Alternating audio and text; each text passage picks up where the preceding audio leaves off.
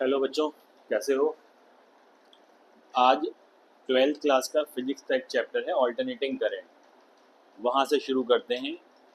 पहला, इसमें जो करंट और ईएमएफ है, इसके फेज डिफरेंस में रिलेशन क्या होता है वो पढ़ेंगे आज। ठीक है, थोड़ा बेसिक्स है। यहाँ थोड़ा स्ट्रेस लोगे तो बाकी चैप्टर समझ में आ जाएगा। देखो, ऑल्टरनेटिंग करंट है चैप्टर हमारा।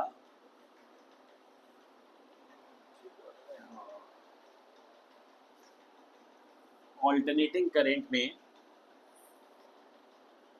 जो ईएमएफ है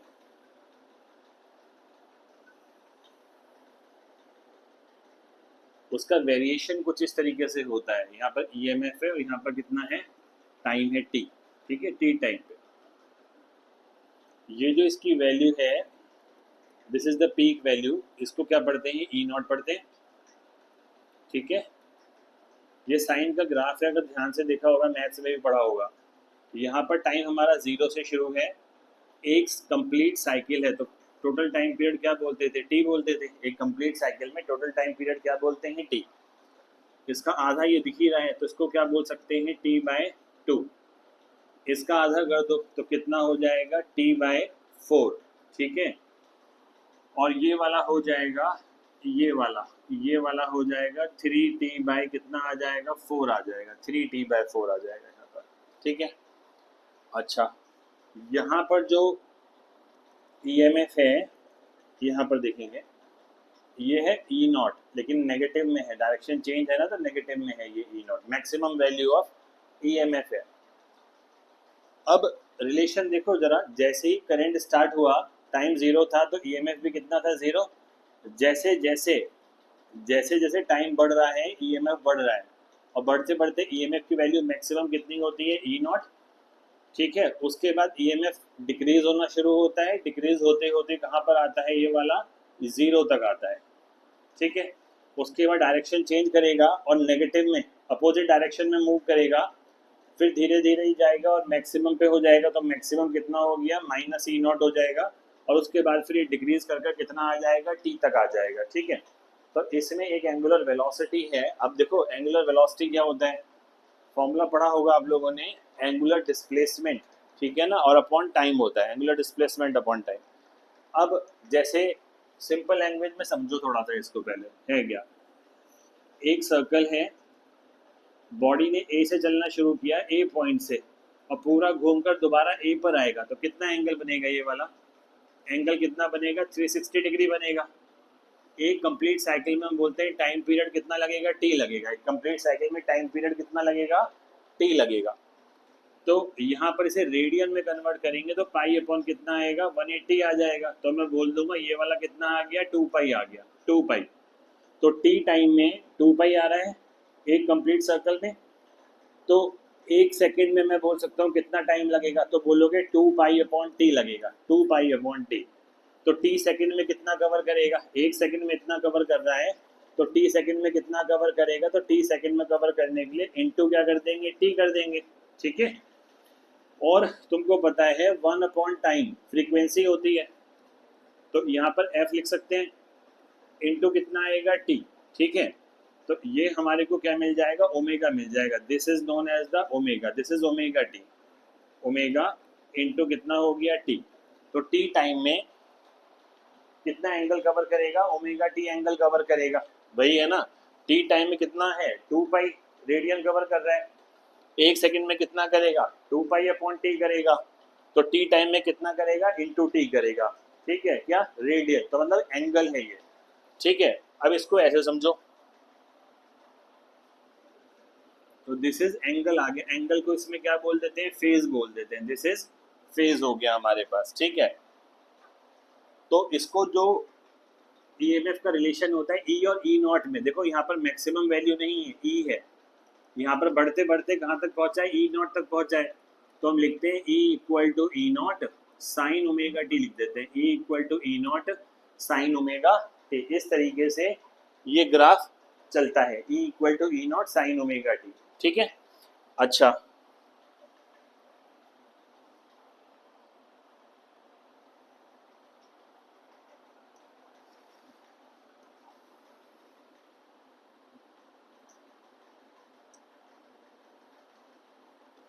अब जरा यहाँ देखो,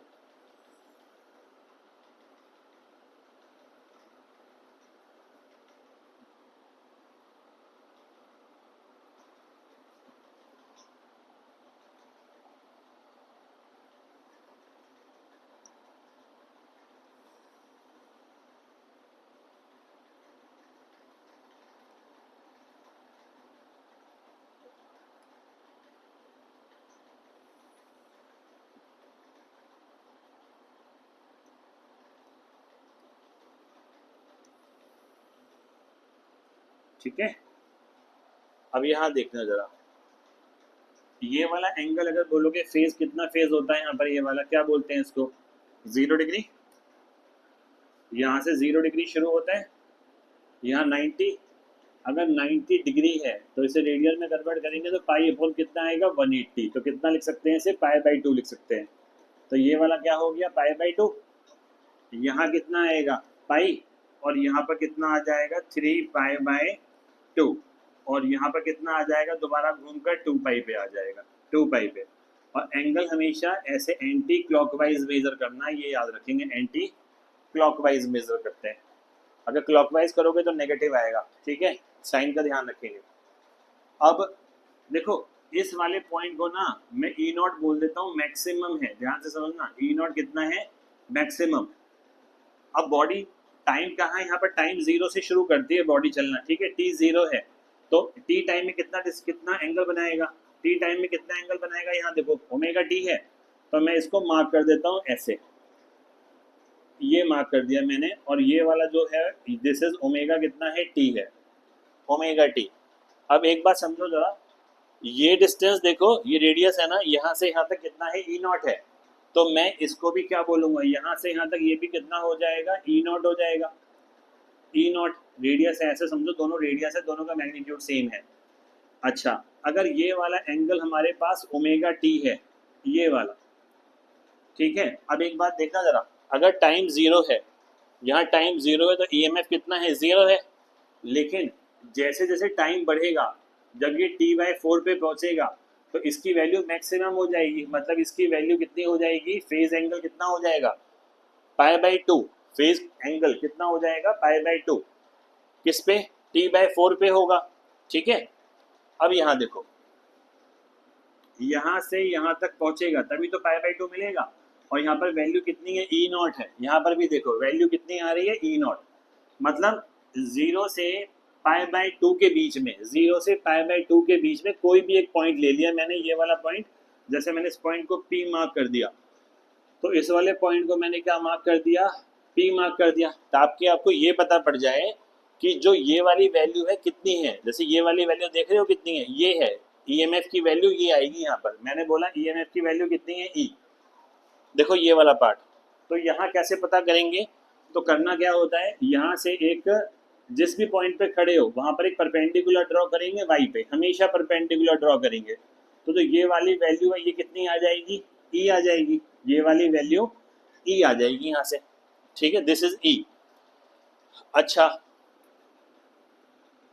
अब सुनो आगे, जैसे जैसे बॉडी यहाँ पर पहुंचेगी, अगर बॉडी यहाँ पर पहुंच गया, ये वाला पी पॉइंट यहाँ पर पहुंच गया, तो क्या होगा, परपेंडिकुलर ड्रॉ करो फिर से, यहाँ पर ये वाला पॉइंट आ जाएगा। तो ईएमएफ बढ़ रहा है, यहाँ ईएमएफ 0 है, यहाँ ईएमएफ 0 है, टाइम भी 0 है, और यहाँ ईएमएफ की वैल्यू बढ़ती जा रही है, ठीक है, बढ़ती जा रही है यहाँ ईएमएफ की वैल्यू। और जब वो पाई/2 पे आएगा तो मैक्सिमम हो जाएगा।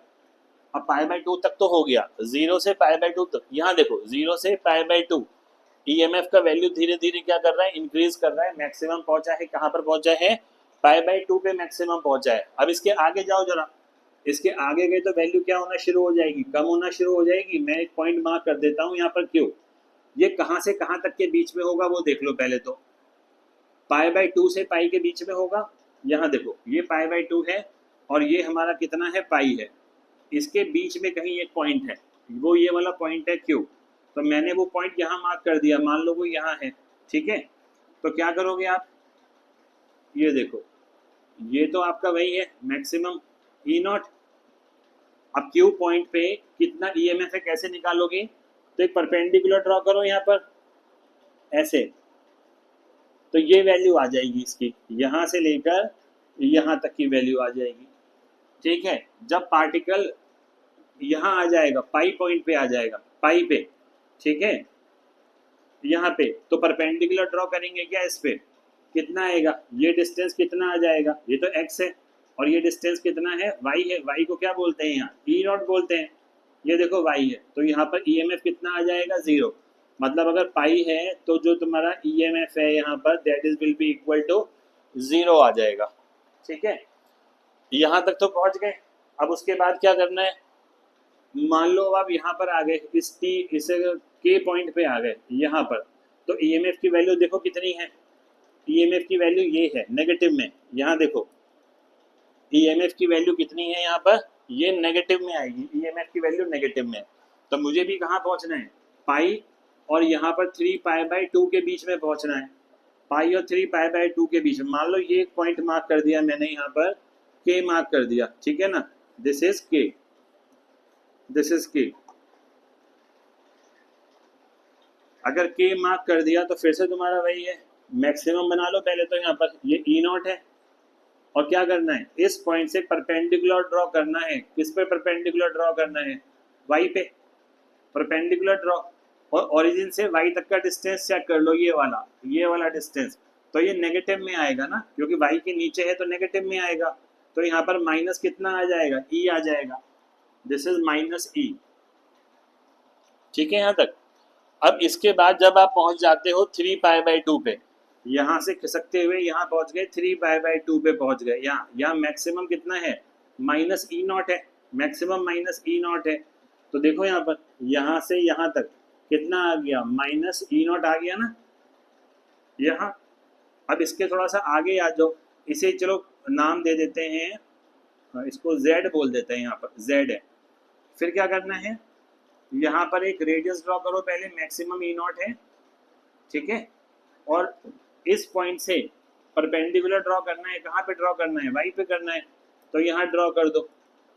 जहाँ पर y पे परपेंडिकुलर ड्रॉ हुआ, ओरिजिन से वो डिस्टेंस देख लो, यहाँ से यहाँ तक कम हो रहा है ना, पहले कितना था, π/2 पे यहाँ था, देखो 3π/2 पे यहाँ था, लेकिन जैसे ही आप यहाँ पर 2π तक जाने वाले हो इसके बीच में, उसके बाद EMF कम होता जा रहा है, EMF की वैल्यू कम होती जा रही है। तो यहाँ पर भी वही हो रहा है, यहाँ से गए यहाँ पहुँचे तो EMF की वैल्यू ये हो गई, और आगे पहुँचोगे और कम हो जाएगी, और कम हो जाएगी, कम होते होते 2π पे आओगे, 2π पे EMF की वैल्यू फिर से कितनी हो जाएगी, 0 हो जाएगी।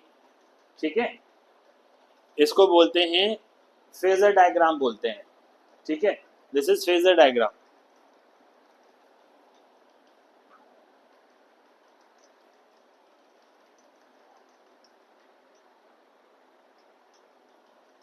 अब अगर कहोगे इनकी वैल्यूज निकालने के लिए,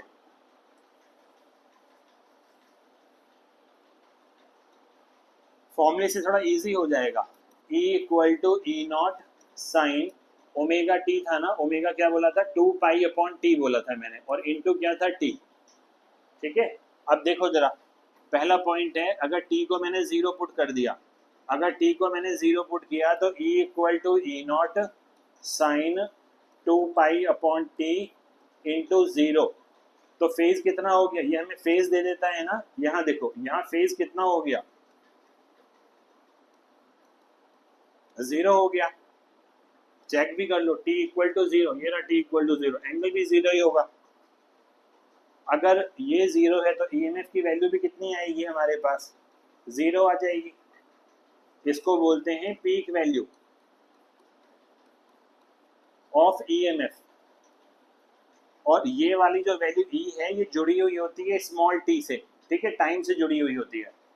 दूसरा वाला पार्ट देखो, जब T का वैल्यू T/4 कर दिया, T/4 यहाँ, तो E = E0 आ गया, साइन आ गया, 2π/T है, और इसकी जगह वैल्यू डलेगी T/4 डलेगी वैल्यू।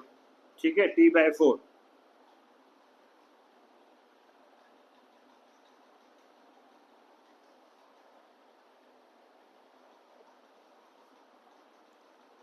ये T से T गया,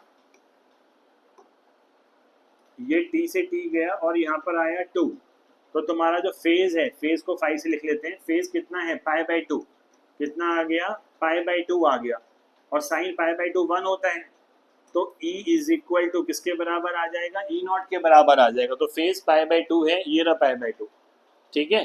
तो EMF की वैल्यू वहाँ कितनी आ जाएगी, E0, π/2 पे वैल्यू कितनी है, E0 है ना, ये पूरी वैल्यू है E0।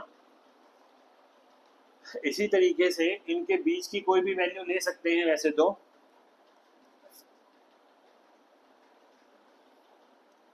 अब इसको देखो जरा, ये सेकंड था, ये थर्ड है। थर्ड में मैं टी को ले लेता हूँ, इस बार कितना ले लेता हूँ, यहाँ आ जाते हैं, ये था t/4, फिर कितना था हमारे पास t/2, तो t/2 पे लेके देखते हैं, ठीक है। ये 0 था, टाइम के हिसाब से देखना, ये 0 है, ये वाला t/4 है, ये वाला t/2 है, t/2 देखना है डायग्राम में, यहाँ देखो, ये t/2 कहाँ आएगा, पाई पे आएगा, t/2 पाई पे आएगा।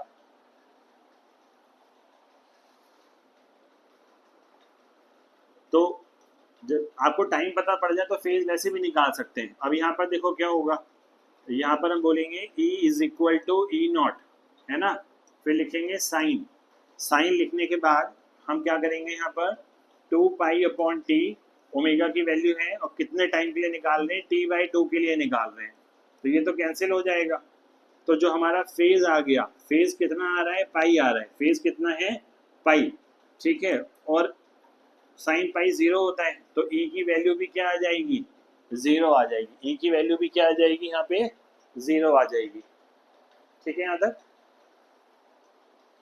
तो इस तरीके से हम फेज के अकॉर्डिंग क्या निकाल सकते हैं, टाइम एंगल निकाल सकते हैं, एंगल मतलब फेज निकाल सकते हैं, ठीक है, इस तरीके से।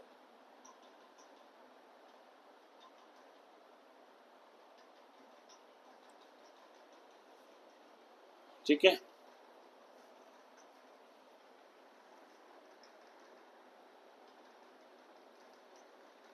अब इसको देखो जरा, AC circuit containing resistance only है, AC circuit containing resistance only. अब इसमें क्या होता है, हम बोलते हैं late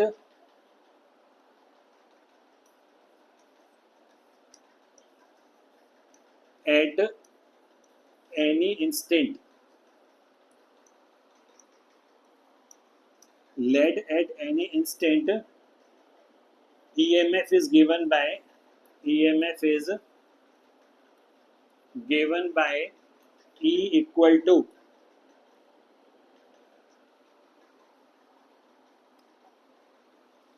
E0 sin omega t है, ठीक है, E0 sin ओमेगा t। तो अब देखो जरा, E0 sin omega t, this is the equation number 1। अब वो कह रहा है AC circuit containing resistance only, है ना, तो चलो पहले रेसिस्टेंस बना लेते हैं, इसे प्योर रेसिस्टिव सर्किट भी बोलते हैं। AC सोर्स का सिंबल ये होता है, जो साइन का ग्राफ होता है, साइनोसाइडल कर्व, वही AC का सिंबल होता है, और इसी के लिए लिखते हैं कि जो EMF सप्लाई करेगा वो करेगा E0 sin omega t, resistance कितना है, R है। मैं क्या करता हूँ, दोनों को डिवाइड कर देता हूँ, E/R इधर भी कर दिया मैंने, E0/R इधर भी कर दिया, this is equal to sine omega t, this is second equation. E/R क्या होता है, I, E0/R क्या हो जाएगा, I0, और यहाँ पर क्या आएगा, साइन ओमेगा t, ठीक है, साइन ओमेगा t। तो ये हमारे पास क्या मिल गया, I मिल गया, और ये हमको पता था EMF का वैल्यू है। अब जरा इन दोनों पे नजर डालो जरा, इसको देखो और इसको देखो, they are having the same phase, they are having the same phase, दोनों में फेज कैसा रहेगा, सेम है, ये भी ओमेगा टी बनाएगा, ये भी ओमेगा टी। इसका मतलब क्या होता है, सेम फेज का मतलब है दोनों एक साथ 0 से शुरू होंगे, एक साथ मैक्सिमम जाएंगे और एक साथ मिनिमम आएंगे, E0 की वैल्यू थोड़ी ज़्यादा होगी, आई नॉट से क्यों ज़्यादा होगी वो देखो, यहाँ हमने लिखा आई नॉट, इसकी जगह लिखा था, तो जो हमारा आई नॉट है वो क्या आएगा, ई नॉट अपॉन आर आएगा। ठीक है, आई नॉट क्या आएगा, ई नॉट अपॉन आर आएगा।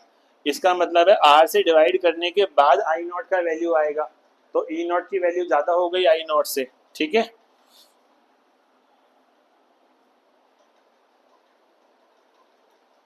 अब इसका वेव डायग्राम देखो जरा।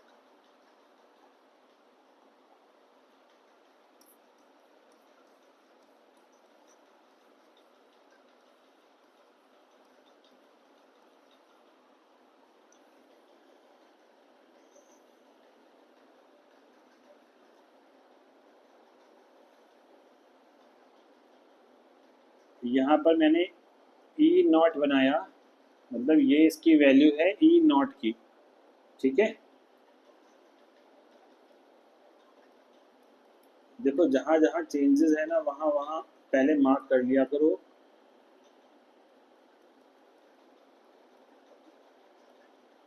यहाँ देखना, ये वाला भी, ये जीरो था तो टाइम यहाँ पर जीरो है दोनों के लिए, दोनों का फेज सेम है, तो दोनों एक साथ मैक्सिमम पहुंचेंगे, एक साथ मैक्सिमम पहुंचेंगे और एक साथ जीरो होंगे। यहाँ एक साथ जीरो हो गए, ठीक है, एक साथ मैक्सिमम पहुंचे और एक साथ क्या हो गए जीरो, क्योंकि दोनों का सेम फेज है, दोनों साथ साथ चलेंगे। उसके बाद क्या हुआ, ये वाला इंक्रीज हो रहा है तो ये भी इंक्रीज होगा यहाँ तक, दोनों साथ साथ मैक्सिमम वैल्यू पे पहुंचे और दोनों साथ साथ क्या हो जाएंगे, जीरो हो जाएंगे, दोनों साथ साथ जीरो हो जाएंगे। ठीक है,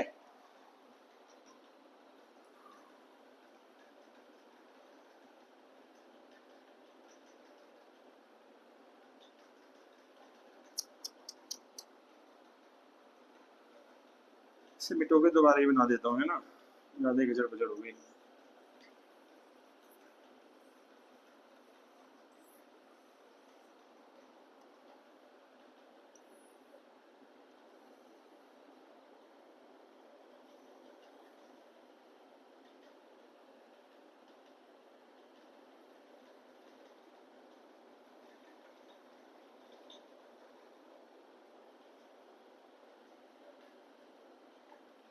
ठीक है, ये वाला क्या है, this is E equal to E naught sine omega T है। देखो जरा, ये वाली वैल्यू ई नॉट है और जो ये वाली वैल्यू होगी ये करंट के लिए है, तो करंट की मैक्सिमम वैल्यू कितनी है, आई नॉट। यहाँ देखो ये वाला हो गया माइनस आई नॉट और ये वाला हो गया माइनस का कितना हो गया, ई नॉट हो गया। तो दोनों कैसे हैं, सेम फेज में हैं, एक साथ जीरो से मैक्सिमम जा रहे हैं और एक साथ क्या आ रहे हैं, दोनों जीरो हो रहे हैं। ठीक है, अच्छा एक चीज और है, इसमें फ्रीक्वेंसी एसी में बहुत इंपॉर्टेंट रोल प्ले करता है। तो रेसिस्टेंस है यहाँ पर, तो जो ऑपोजिशन टू करंट है, हमको पता है यहाँ पर जो ऑपोजिशन होता है,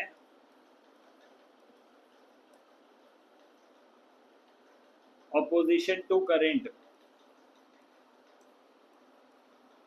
कितना है, इज आर है, और R not depend on frequency. ठीक है, किस पे डिपेंड नहीं करती है, फ्रीक्वेंसी पे डिपेंड नहीं करती है, आर जो है वो फ्रीक्वेंसी पे डिपेंड नहीं करती है। ठीक है, अच्छा अब दूसरा डायग्राम जो आता है उसको बोलते हैं फेजर डायग्राम बोलते हैं, उसको बोलते हैं फेजर डायग्राम बोलते हैं। अब फेजर समझ में आ गया तुमको थोड़ा सा क्या होता है,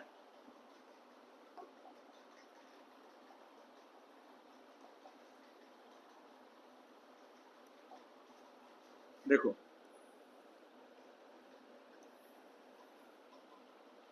चार क्वाड्रेंट है पहले की तरह,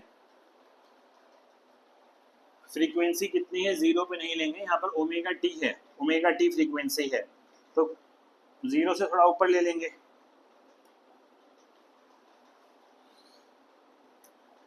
चलो ई इसको रेड से बना लेता हूँ, ई नॉट को, है ना, यहाँ देखो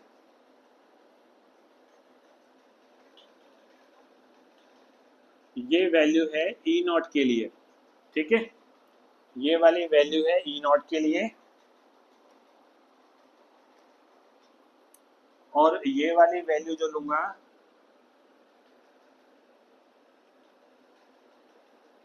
करंट के लिए लूंगा, ये वाला कितना हो गया आई नॉट। तो क्या दोनों का एंगल सेम बन रहा है कि नहीं बन रहा है, इसको बोलेंगे ओमेगा टी। ठीक है, ओमेगा टी बोलेंगे इसको। तो यहाँ पर देखो जरा, फेज एंगल कितना था, ओमेगा टी, मतलब जीरो से थोड़ा सा ऊपर, ओमेगा टी। ठीक है, अब अगर ये घूमेगा, वैसे ही देखना है सर्कल बनाकर पूरा का पूरा, अंडरस्टूड होता है वैसे, मैं बताऊं तुमको यहाँ। अब देखो जैसे ये है वैल्यू, और इसका जो डायरेक्शन होता है वो हमेशा एंटी क्लॉकवाइज होता है। अगर मैं आपसे पूछूं अगले इंस्टेंट पे क्या होने वाला है, ईएमएफ में क्या फर्क पड़ेगा और करंट पे क्या फर्क पड़ेगा, तो इसको घुमा दो थोड़ा सा, इसको थोड़ा सा ऐसे घुमा दो। अच्छा देखो इस इंस्टेंट पे क्या है, ये तुम्हारा आई का वैल्यू है, और इस इंस्टेंट पे क्या आएगा तुम्हारा, ये तुम्हारा ई का वैल्यू आ रहा है। कैसे लेना है मैंने बताया था, वाई एक्सिस पे ये आई का वैल्यू है, ये आई का वैल्यू है, और ये वाला जो वैल्यू है, ये वाला ईएमएफ का वैल्यू है। ठीक है, अगले इंस्टेंट पे देखो मार्कर कहाँ जाएगा, ये ऐसे उठेगा थोड़ा सा, ये थोड़ा सा ऐसे उठेगा। अगर ये थोड़ा सा ऐसे उठेगा तो ई नॉट का वैल्यू भी बढ़ जाएगा। धीरे धीरे कहाँ जाना है, दोनों को ऐसे जाना है, इस वाले पॉइंट पे। इस वाले पॉइंट पे क्या हो जाएगा, यहाँ ई नॉट हो जाएगा मैक्सिमम, और ये वाला कहीं यहाँ पहुंच जाएगा, ये वाला आई नॉट, तो ये भी मैक्सिमम हो जाएगा। ये वाली बात समझ में आ गई। इस वाले को क्या बोलते हैं, फेजर डायग्राम बोलते हैं, फेजर डायग्राम। दो सर्कल बन सकते हैं इसमें भी। अब सोचोगे कैसे बनेगा इसमें, ये देखो, बनाने की जरूरत तो नहीं होती है वैसे सर्कल को, पर क्योंकि तुमने फेज चेंज सर्कल से बढ़ाया पीछे, ये आ गया। ये वाली बात समझ में आ गई। चलो बना लिया तो देख ही लेते हैं। अगर मान लो मैं यहाँ बना दूं, ये वाला यहाँ आ जाए, ये वाला पोर्शन यहाँ आ जाए, अब ई नॉट हमारा यहाँ है, ठीक है, और करंट हमारा मान लो यहाँ कहीं है, इस वाले पॉइंट पे है। This is E not, sorry I not होगा ना।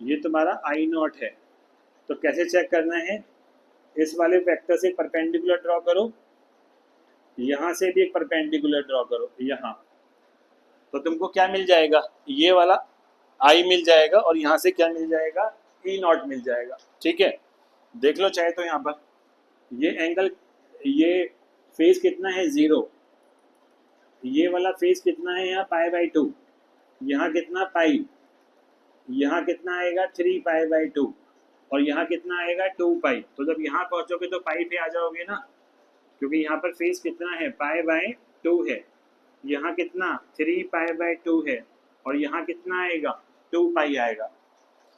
देखो मैंने ई नॉट थोड़ा सा बड़ा बनाया है और आई नॉट थोड़ा सा छोटा, क्यों बनाया है वो मैंने यहाँ बता दिया। ई नॉट की वैल्यू बड़ी होनी चाहिए आई नॉट से।